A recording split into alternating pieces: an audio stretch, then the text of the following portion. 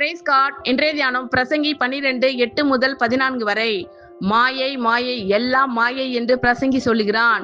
மேலும் பிரசங்கி ஞானவானாய் இருந்தபடியால் அவன் ஜனத்துக்கு அறிவை போதித்து கவனமாய் கேட்டாராய்ந்து அநேகம் நீதிமொழிகளை சேர்த்து எழுதினான்.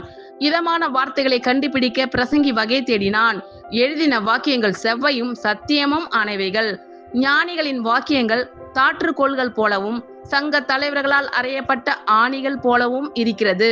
அவைகள் ஒரே மேய்ப்பனால் அளிக்கப்பட்டது. என் மகனே, இவைகளினாலே புத்தி அடைவாயாக. அநேகம் புஸ்தகங்களை உண்டு பண்ணுகிறதற்கு முடிவில்லை. அதிக படிப்பு உடலுக்கு இளைப்பு. காரியத்தின் கடை தொகையை கேட்போமாக. தேவனுக்கு பயந்து அவர் கற்பனைகளை கைக்கொள். எல்லார் மனுஷர் மேலும் விழுந்த கடமை இதுவே. ஒவ்வொரு கிரியையையும் அந்தரங்கமான ஒவ்வொரு காரியத்தையும் நன்மையானாலும் தீமையானாலும் தேவன் நியாயத்திலே கொண்டு வருவார். ஆமென். Thank you Lord.